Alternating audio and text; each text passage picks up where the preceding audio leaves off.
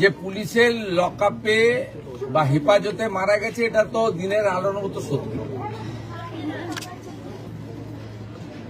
কতটা শারীরিক অত্যাচারে মারা গেছে বা কিভাবে মারা গেছে, এটা আমি বা ডিজিপি সাহেব বলতে পারবো না।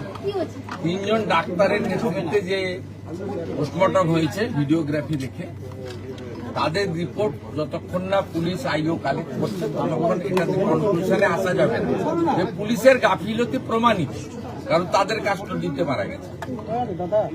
এবারে কতটা কি অত্যাচার করেছে ইন ডিটেলস পিএম রিপোর্টে পাওয়া যাবে।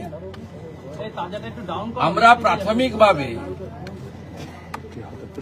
থানার আইসি কে ক্লোজ করছি পুলিশ লাইনে, আর আইও ইনভেস্টিগেটিং অফিসার তাকে সাসপেন্ড করছি। ম্যাজিস্ট্রেরিয়াল ইনকোয়ারি এক্ষেত্রে প্রোটোকল ম্যান্ডেটারি। সাধারণত ডেপুটি ম্যাজিস্ট্রেট লেভেলে বা এসডিও লেভেলে ইনকোয়ারি হয়। আমরা এক্ষেত্রে ঘটনার গুরুত্ব অনুভব করে এবং পরিবারের দাবি মেনে উত্তর 24 পরগনা জেলা শাসক মহোদয়াকে ম্যাজিস্ট্রেরিয়াল ইনকোয়ারি করার জন্য দায়িত্ব দিচ্ছি। চিফ সেক্রেটারি বিকালের মধ্যে তার নোটিফিকেশন বের করে দেবেন, অফিসিয়াল অর্ডার বের করে দেবেন। আমি ফিরে গিয়েই করে দেবো ফাইলের সঙ্গে। বাংলা হান্টের আরো খবর দেখতে